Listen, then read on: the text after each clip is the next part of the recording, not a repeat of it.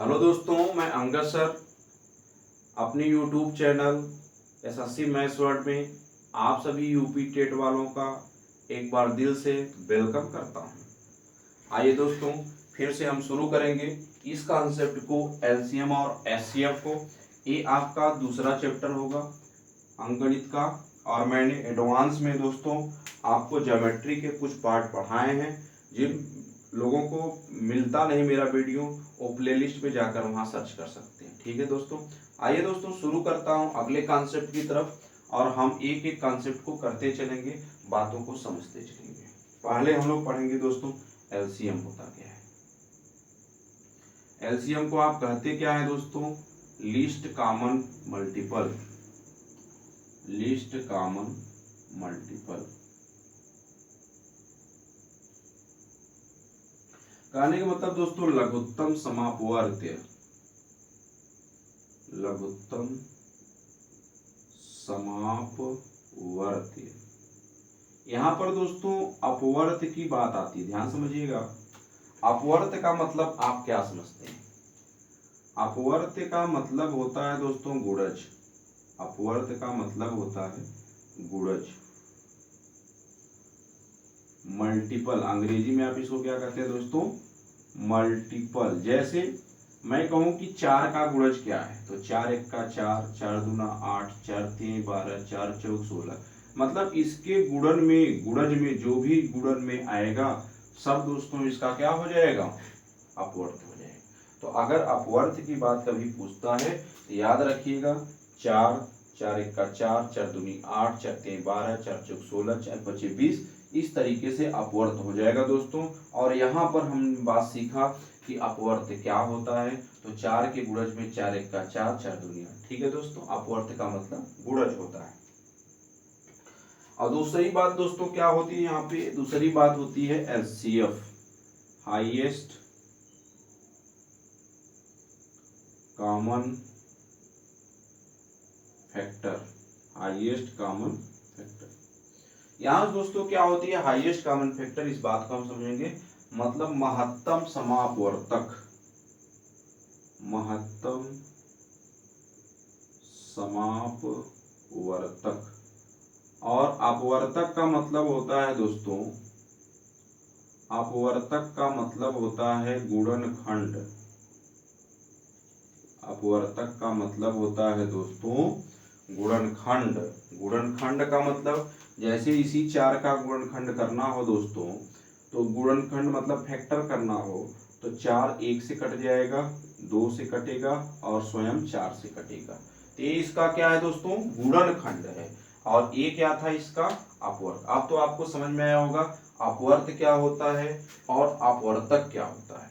अपवर्त दोस्तों गुणज होता है, 4 एक का 4, 4 दूनी 8, 4 ऐसे। ठीक है, और यहाँ पर क्या है इसका गुणनखंड, किससे किससे संख्या कटेगी?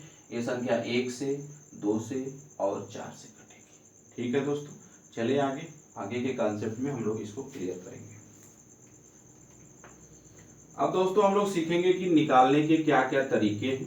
ध्यान समझिएगा दोस्तों, निकालने के क्या क्या तरीके हैं एलसीएम के। एलसीएम कितने तरीकों से निकाला जाता है, पहली बात हम इसको सीखेंगे दोस्तों। एलसीएम के निकालने का तरीका। एलसीएम को हम जिन जिन विधियों से निकालते हैं इस बात को याद रखिएगा दोस्तों। 2 विधियां तो आप जानते हैं। पहली विधि क्या कहलाती है? भाग विधि। दूसरी विधि दोस्तों क्या कहलाती है? गुणनखंड विधि।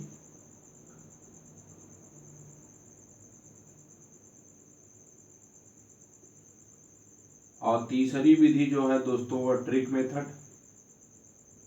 इस बात को हम लोग समझेंगे कि आखिर कॉन्सेप्ट कहाँ कहाँ से हम लोगों का हल होता है। ध्यान समझिएगा दोस्तों, मैं एक प्रश्न जैसे आपको ले लिया कि 12, 15, 20 का लसा होगा हर साल। देखिए दोस्तों ये इम्पॉर्टेंट कंडीशन है। यहाँ पर हर साल छोटे छोटे प्रश्न आपके यूपी टेट में आए हुए हैं, आप देख सकते हैं कई साल पूछे गए हैं। लसा कैसे निकालेंगे, मासा कैसे निकालेंगे, लस और मासा में सबसे छोटी और सबसे बड़ी संख्याओं में प्रश्न कैसे निकालेंगे, प्रश्नों में देखिए दोस्तों तब मैटर बनता है जब आपको बातें समझ में नहीं आती है, लेकिन ऐसा कोई कॉन्सेप्ट यहाँ पर नहीं होगा जिन कॉन्सेप्ट को आपको समझने में परेशानी होगी। और अगर जो भी कॉन्सेप्ट दोस्तों तुम्हें नहीं समझ में आएंगे, मैं बाय ऑप्शन उस चीज को आपको करा दूंगा। आपको कोई कंफ्यूजन यहाँ होने की जरूरत नहीं है। यहाँ जो मैं पिछली क्लास में विभाज्यता का नियम पढ़ाया था, 3 और 9 का विभाज्यता नियम दोस्तों, उस बात को आप याद रखिएगा, क्योंकि उस 3 और 9 पर भी हम कई परसेंट क्वेश्चन को कर जाएंगे। हूबहू लसा में मैं दिखाऊंगा अच्छे अच्छे प्रश्नों को आप कितने समयों में कर सकते हैं। ठीक है दोस्तों, डिजिट सम का भी कंसेप्ट बहुत इंपॉर्टेंट है, इसलिए 3 और 9 11 ये सब डिजिट की संख्याओं का आप विभाज्यता नियम मेरी पिछली वीडियो में जाकर देख सकते हैं, मेरे 80 पर वाले पे भी जाकर देख सकते हैं, जहां मैं संख्या पद्धति पहले कंडीशन को पढ़ाया था। तो हर कंडीशन को आप वहां से देख सकते हैं, वॉच कर सकते हैं, अपना फायदा उठा सकते हैं। ठीक है दोस्तों, आइए तो लसा निकालने का पहला मैं तरीका ये दोस्तों बताऊंगा कि आपका भाग विधि क्या होता है। मैं थोड़ा सा धीरे धीरे आपको समझाने के प्रयास में हूँ, आप बातों को दोस्तों समझते रहिएगा। आपको उतने ही कॉन्सेप्ट दिए जाएंगे जितना आपकी परीक्षा के लिए मुख्य है। ओके दोस्तों, चलो अब भाग विधि का एक मैटर ये है कि भाई ऐसे मैं लिख दिया 12, 15 और 20। यहां से दोस्तों मैं 2 से भाग दूंगा, 2 6 12, 15 कटेगा नहीं लिख दूंगा, 2 दहाम 20 लिखूंगा। फिर दोस्तों मैं 2 से भाग दूंगा, 2 3 6, फिर 15 नहीं कटेगा, फिर 2 5 10, फिर अब 3 से दूंगा क्योंकि और तो 2 से कटेगा नहीं, 3 1 का 3, 3 5 15, फिर 5 उतार दूंगा। फिर दोस्तों लास्ट में 1 आया 1 आया 1 आया, मतलब 5 1 का 5 5, मतलब जब 1 आ जाए तो हमको वहीं पर कंडीशन को छोड़ देनी है। ठीक है दोस्तों, आप ध्यान समझिएगा। तो 2 दूना 4, 4 3 12 और 12 5 60, तो एलसीएम दोस्तों हो गया 60। इतनी बात किसी को कोई कंफ्यूजन नहीं होगी। ठीक है, आ जाएंगे दूसरे कॉन्सेप्ट में। दूसरा कॉन्सेप्ट दोस्तों यह कहता है गुणनखंड विधि कि 12 का सबसे पहले मैं गुणज बनाऊंगा, तो 2 दूना 4 और 4 3 12 दोस्तों। 15 का मैं बनाऊंगा तो 3 5 15, और 20 का जब दोस्तों बनाऊंगा तो 2 दूना 4 5 20। अब यहाँ पर देखेंगे सबसे अधिक घात दोस्तों, एलसीएम में गुणज लेते हैं, तो 2 का सबसे अधिक घात देखिए कहाँ पर है, तो 2 का दोनों जगह 2 ही 2 है। यहाँ पर देखिए 2 है ना, यहाँ पर भी 2 है, यहाँ पर भी 2 है, यानी 2 घाते 2 में ले सकता हूँ। ठीक है दोस्तों, इसके अलावा गुणज है जो बचा हो वह भी ले लीजिए। जैसे 3 बचा है दोस्तों तो 1 3 ले लिया, 5 बचा है, यहाँ भी 5 है तो 1 5 ले लिया। अब यहाँ किया 4 3 12 5 60, और ये आपके प्रश्न का। ठीक है दोस्तों, यानी यहाँ पर मुझे क्या सीख मिली, ऐसे प्रश्न भी मैं कराऊंगा जब जो गुणनखंड पे हल होंगे, तो वहां पर कॉन्सेप्ट आपका क्लियर होगा कि बड़ी से बड़ी संख्याओं को लीजिए और जो बचे हैं उनको भी इंक्लूड मल्टीपल कर दीजिए, वही आपका एलसीएम होगा। ठीक है दोस्तों, अभी बात को समझेंगे हम लोग। आइए थोड़ा सा आगे की तरफ चलते हैं। आगे की तरफ यह बात यहाँ पर हम समझने का प्रयास करेंगे दोस्तों कि हम इस विधि से कैसे निकालते हैं। ये विधि जो ट्रिक मेथड है आपका, इससे आपको निकालने में बड़ी आसानी होगी। ध्यान समझिएगा, 12 है, 15 है और 20 है, तो हम दोस्तों यह बात मान लेते हैं कि सबसे बड़ी संख्या ही एलसीएम होगी, सबसे बड़ी संख्या ही एलसीएम होगी, इस बात को हम लोग मान लेते हैं। अब ध्यान समझिएगा कि इसमें जो है, इसका अगर मैं गुणनखंड करूं तो 5 और 3 आता है दोस्तों, 5 और, तो 5 से तो यह 20 कट रहा है दोस्तों, लेकिन 3 तो बच जा रहा है, तो 3 यहाँ चिपका लेंगे हम लोग। आप देखेंगे कि क्या यह 12 से संख्या कट रही है, पहले देखेंगे 15 से कट रही है, 15 से 15 चौका 60, ये 60 हो गई।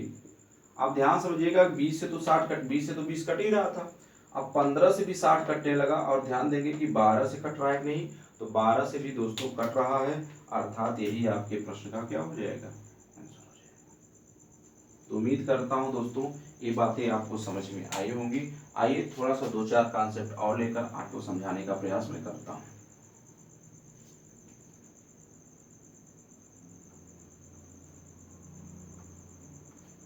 जैसे मान लीजिए दोस्तों मैंने कहा कि चलिए ठीक है, आपको 12 24 और कुछ ले लेता हूं।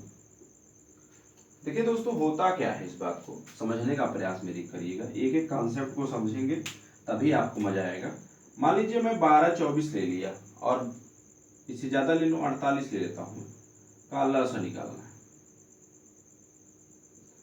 तो दोस्तों सबसे पहले सबसे बड़ी संख्या इसका लसा होगी, मैंने लिया 48।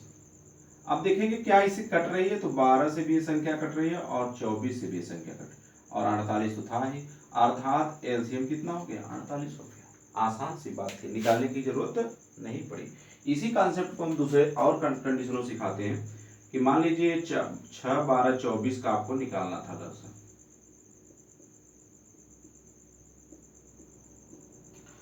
तो दोस्तों सबसे पहले मेरा कॉन्सेप्ट ये है कि मैं इस 24 को लूंगा, ले लिया। अब देखूंगा क्या ये 6 से कटता है, क्या ये 12 से कटता है, क्या ये 24 से कटता है दोस्तों, हो गया आंसर।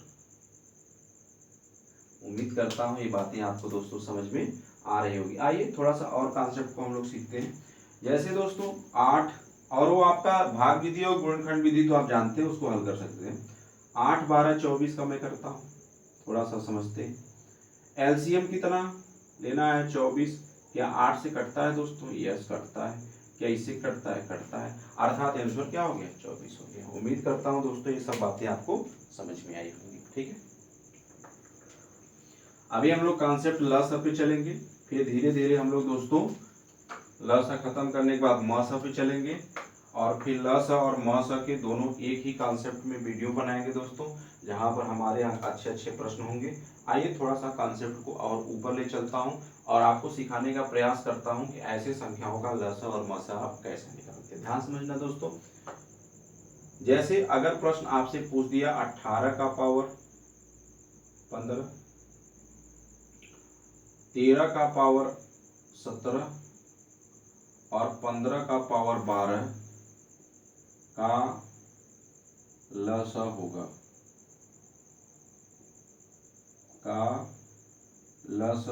ध्यान समझिएगा दोस्तों, एक एक कॉन्सेप्ट को हम समझते रहेंगे, ठीक है। जैसे अगर मान लीजिए 18 का मैं गुणनखंड करूं, ध्यान समझिएगा दोस्तों, 18 का यदि मैं गुणनखंड करूं तो मैं लिखूंगा क्या, 2 3 6 त्रिक 18 का घात 15, यही ना। अगर मैं दोस्तों 13 का करूं तो 13 को तो मैं 13 घाते 17 ही लिखूंगा, कोई टेंशन नहीं है, क्योंकि यहाँ एक से कोई मतलब नहीं। 15 का मतलब है कि 15 का पावर अगर दोस्तों 12 है तो 15 को लिखेंगे 3 गुणे 5 और इसकी पावर लगाएंगे 12। अब ध्यान समझिए दोस्तों, यहाँ पर 2 की घात निकल कर आई क्या, 15। यहाँ 3 की 2 घात आई, 3 की 2 घात की 15 घात, यानी ये 15 दूना 30 हो गया। ठीक दोस्तों, बात समझ में आ गई। यहाँ निकल कर क्या आई, 13 का पावर 17 निकल कर आई। यहाँ पर दोस्तों आया 3 की घात 12 और गुणे 5 की घात। अब 2 में सबसे बड़ी घात 2 में ले लीजिए दोस्तों, 2 में सबसे बड़ी घात 2 घाते 15। 3 में तो 3 में यहाँ 12 है, यहाँ 17 है, यहाँ 15 दूना 30 है, तो 3 का घात 30।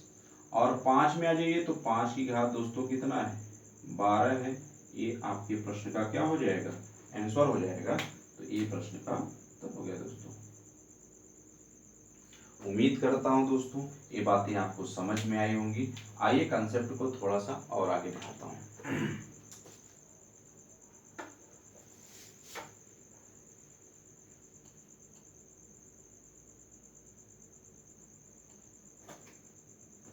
जैसे मान लीजिए एक प्रश्न और ले लिया, P बराबर 18 का पावर 23, Q बराबर 12 का पावर 22, R बराबर 15 का पावर 18 का लसा होगा। दोस्तों समझते रहिए, पूरा एकदम कॉन्सेप्ट क्लियर होना चाहिए, क्योंकि कॉन्सेप्ट ही काम करेगा आपका। डायरेक्ट कैसे हम लोग लगाएंगे, ठीक है। आप ध्यान समझिए, अगर दोस्तों 18 का मैं गुणनखंड करूंगा तो 18 के पावर 23 में एक चीज याद आती है कि 2 3 6 और त्रिक 18। यानी दोस्तों यहाँ से एक बात समझ में आ रही होगी आप लोगों को, यहाँ से निकला क्या, 2 की घात 23 और ये 3 की घात 2 होगी और 2 का 23 में गुणा करेंगे तो 23 दूना 46 हो जाएगी। और 12 का जब हम दोस्तों गुणनखंड करेंगे 12 का पावर 22 तो यहाँ से मिलेगा क्या, 2 दूनी 4 और 3 12 का पावर 22। तो यहाँ से देखेंगे 2 की 2 घात है दोस्तों, तो 2 का गुणा इसमें हो जाएगी 2 की 2 घात, जैसे 2 की 2 घात है और यहाँ हो गई 22, तो यहाँ 22 दूनी 44, तो 2 की घात क्या होगी 44, जैसे ऊपर हुआ था। ऊपर क्या हुआ था दोस्तों कि 2 गुणे 3 की घात 2 थी और 23 था, तो 23 दूना 46 हो गया था और 2 की तो 23 थी। ठीक है, चलो तो यहाँ पर हो गया दोस्तों 2 की घात 44 और गुणे 3 की घात 22। अब 15 का जब हम लोग करेंगे 15 का पावर 18, तो यहाँ से पाएंगे दोस्तों 3 गुणे 5 और 3 पचे 15 का पावर 18, यानी 3 का पावर 18 और गुणे 5 का पावर भी क्या होगा 18 होगा। यहाँ दोस्तों निकल कर क्या आता है एलसीएम, यहाँ पर एलसीएम यह निकल कर आता है कि 2 की सबसे बड़ी घात कौन सी, 2 घाते 44, और देखेंगे 3 की सबसे बड़ी घात कौन सी दोस्तों, तो 3 18, 3 22, 3 46 में सबसे बड़ी 3 46 गुणे, फिर दोस्तों 2 हो गया 3 हो गया, अब 5 में आ जाइए, 5 का संख्या बची 5 का पावर 18 और यही आपके प्रश्न का आंसर हो गया। उम्मीद करता हूं दोस्तों ये बातें आपको समझ में आई होंगी, और अगर नहीं आई हैं तो वीडियो को बार बार रिवाइज करके देखेंगे, 100% पूरे कॉन्सेप्ट क्या हो जाएंगे, क्लियर हो जाएंगे। थोड़ा सा आगे चलता हूं दोस्तों, आइए।